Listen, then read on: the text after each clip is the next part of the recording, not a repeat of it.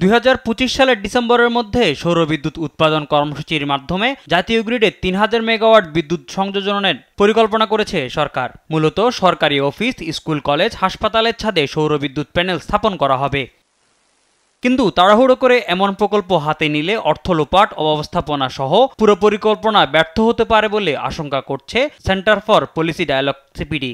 রোববার ধানমন্ডি সিপিডি কার্যালয়ে জাতীয় রুফটপ সোলার কর্মসূচি নিয়ে আলোচনায় এই তথ্য উঠে আসে। বক্তারা বলেন, এমন প্রকল্পে দীর্ঘস্থায়ী সুফল পেতে পাইলটিং জরুরি। এই বছর আপনার সারা বিশ্বে আপনার 600 গিগাওয়াট, তার মানে 6 লক্ষ মেগাওয়াট কিন্তু উৎপাদন হয়েছে সোলার থেকে।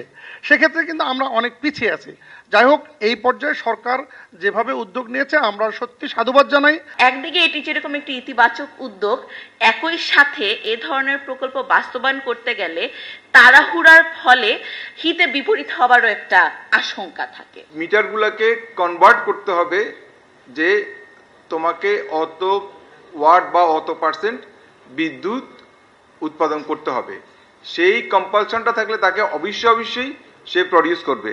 আর প্রকল্পটি 2030 সাল পর্যন্ত সম্প্রসারণের পরামর্শ দিয়ে সিপিডির গবেষণা পরিচালক খন্দকার গোলাম মোয়াজ্জেম বলেন, দ্রুততার সঙ্গে পদক্ষেপ নিলে সরকারের কেনাকাটায় ত্রুটি হতে পারে। এই কর্মসূচির অধীনে কি কি ধরনের চ্যালেঞ্জগুলো দেখা যাচ্ছে, কি কি সুবিধাগুলো পাওয়া যাচ্ছে, কোন কোন জায়গাগুলোতে কি ধরনের কোঅর্ডিনেশন করা দরকার, কোন কোন জায়গাগুলোতে ফিক্সিং এর দরকার রয়েছে, সেই বিষয়গুলো নির্ণয় করে ত্রুটিমুক্তভাবে সারা দেশে পরবর্তীকালে ব্যাপক ভিত্তিক জাতীয় কর্মসূচির চেয়ে যাওয়াটি আমরা মনে করি যে ইতিবাচক হবে। 2030 সালের মধ্যে মোট বিদ্যুৎ চাহিদার 20% এবং 2040 সালের মধ্যে 30% নবায়নযোগ্য জ্বালানি থেকে উৎপাদনের লক্ষ্যমাত্রা নির্ধারণ করেছে বাংলাদেশ।